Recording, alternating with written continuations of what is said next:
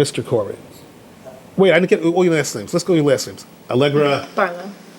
Barlow. Mr. Matt. Ronan.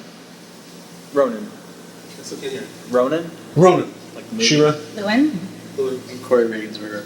Corey. Regensberger. Great. I had a classmate, Naftali Lewin.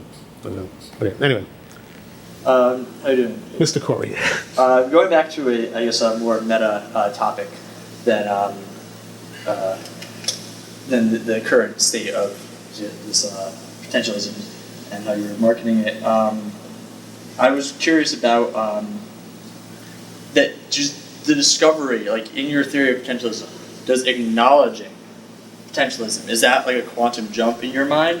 Is that something that, does being aware of it influence it? And in that same regard, as a follow-up now, do you believe that this is a dictator of us and the universe, or are we in control of our own destiny? Do we influence the potential, or are we subject to fate as defined by the rules of your theory? Okay, so you have like 6 interrelated questions, right? Sort of. Well, they're related. Right. In its own So sense. one hit with the first one. Hit with one direct question. Okay, first. so the first part is, if you can, one direct being question. being aware of. Okay, got it. Okay, that's a very subtle question. It's a very subtle question. Yes. I must say. So his question, if I may re-articulate it, is just being aware of it advance your potential. Is it your potential, or is it a quantum jump in your mind? Like, just being aware of it and feeding into it help advance it? Does it change it? Because how do we apply it? The answer, so my answer will definitely be yes. But don't forget, I wrote the theory, so I'm subjective.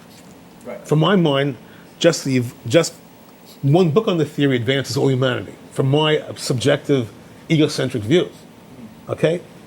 But I'm very biased here. Okay, but so having said that, I think don't kill me, but it raises humanity to the next level. Being aware of the theory and somewhat engaging the theory.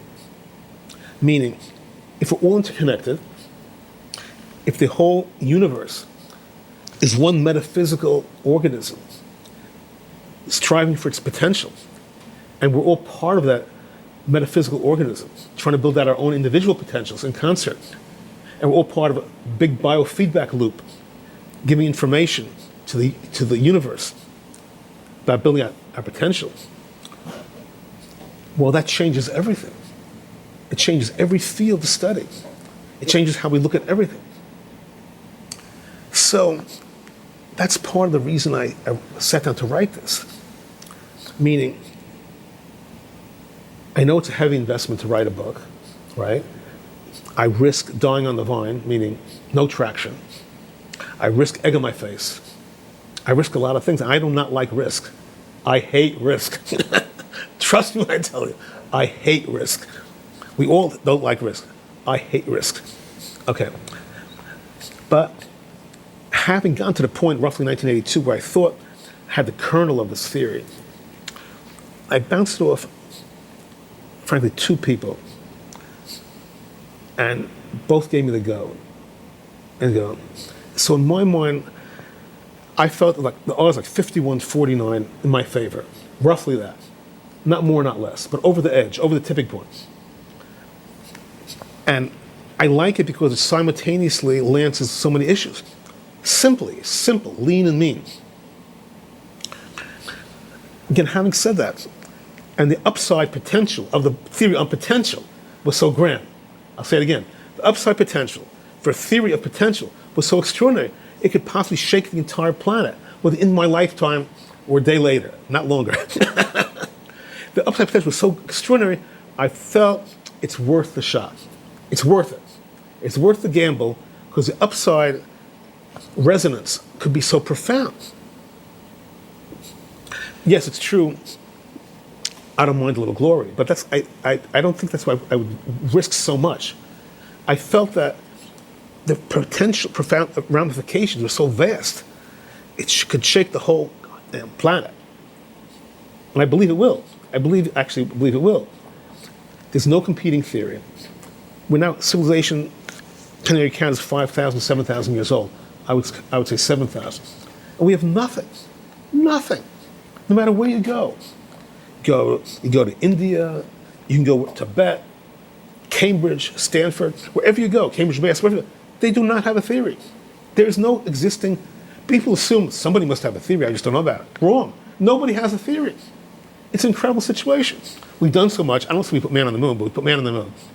And we don't have a theory, a basic theory, template for existence. And they always used to say, we want a theory you can put on a t-shirt. That's the famous expression. No problem. We actually put it on t-shirts. My daughters put it on t-shirts. They wear it at their weddings, Quest for Potential, Q4P. They put it on a t-shirt. So I like in that sense, I completely understand that and understand where you're coming from in that regard. So in your own theory, though, which applies to everything and your own situation, in that sense, so your discovery of the quest for potential, if it was to reach its maximum potential, I'm just trying to understand, would there be the validation of it, like, of it achieving that potential, or is more about the potential for it to have its effect? Or would it be, like, if it was self-validating, would it, like, kind of grow? So first I have to say, I tell people you should try to quest your potential. But I cheat. I try to achieve my potential by writing about quest for potential. So you have to you have to remove me from the equation. Okay. I'm cheating. You have to ask questions on that issue divorced from me. Because I'm cheating. I'm not doing it the hard way. I'm not doing the old-fashioned way. I'm taking a shortcut, trying to achieve my potential by writing about potential. The next guy can't do that. Achieve the potential of your theory. Okay, so having said that, now, if you can, maybe give me the focus question. What I was just saying is, in that regard, do you believe that we are in control, like, of our own destiny, or that how potentialism affects us? Okay, I think that, you know, an airplane has a tailwind or a headwind. A tailwind will make the plane go faster. I think we all have a tailwind of quest for potential, pushing us forward. We just want to get into the right glide path. If we start, there are many, you're aware that laws of attraction, whatever, the realm of laws of attraction, if you try for something, you actually might achieve it. I think it's in that realm that, for many reasons, if you go after a viable goal, not a thoroughly mission impossible goal, first of all, your mind will orient towards achieving that goal. And I think on some level, the cosmic force will help you in that goal. I can't explain how, but I think the answer is yes. It'll be like a tailwind of a jumbo jet. You have to know where you're going and head there. Now, there were studies, Tony Robbins, the self-help guru, he has those tape series. He says they did studies of, I think it was Yale graduates, who was most successful 20 years out. Those who did best in school, those who were most successful home, richest home. No, they found that those who wrote out their goals once a year were the most successful. It's unbelievable. It doesn't cost that much money, and we all can do it. When they write out their goal, so what's happening? Why does that work? Even if someone's not clear why it works, why should this work? We're assuming the data is correct, right? But I can see how it might be correct. You're directing your inner guidance system clearly. You're telling them what you want to achieve. You're being very clear. You're forced to write down somewhat viable goals. It doesn't mean some of the goals cannot be pressing the limits, but you're forced to write it down. You sent a message to your inner guidance system. Be alert to modalities that help me get to these goals. And then I suspect, once you're focused, and I cannot explain how it works, that somehow the universe of potential wants to help you achieve your potential. But you have to be going there yourself. You have to start the ball rolling. And that's crucial. So it's not destiny. It's more, you have to direct yourself, and if it's a relatively viable proposition, even if it's ambitious, on somehow, some way, the universe of potential will try to help you reach your potential. So on the contrary, what do you feel about, I guess, opportunism, and how potentialism applies to opportunism of achieving your maximum potential and like taking what's there, or being influenced by the opportunities or directions you could go. Of course. Your potential, Mr. Corey, changes every minute. Your potential before we started this panel, your potential now is different than 10 minutes ago. Because now you have more data, you have more information. I have, since talking to you, I've expanded a little bit. And you may have expanded a little bit. So your basic raw material now is a little different than 10 minutes ago. Certainly an hour from now, or a year from now. If an opportunity arises, your whole potential changes. If a bad thing happens, God forbid, your potential changes also. Of course, you might get stronger and forge in fire from a bad opportunity, and then achieve even greater potential. If a good thing happens, your potential changes. So you can't keep iterating every 34 seconds. Right. But opportunism, yes, that's part of the mix. That's part of the equation.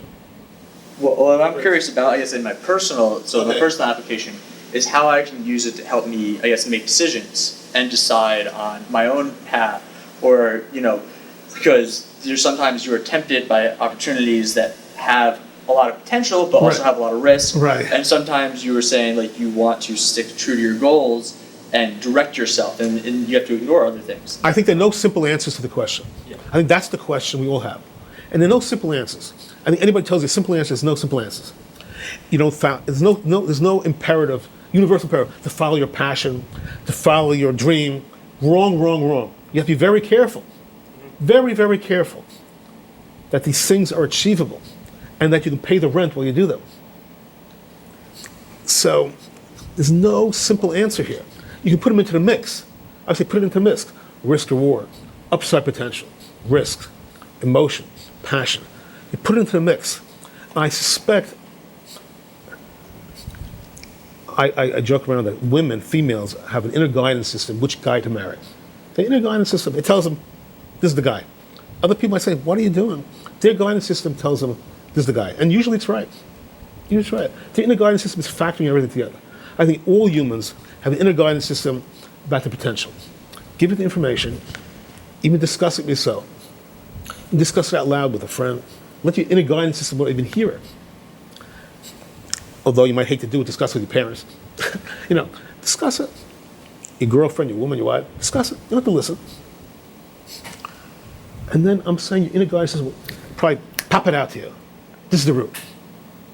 But there's no simple universal axiom which gets you there, contrary to what you hear out there. It's subtle. Life is complex. I think that's a fair answer.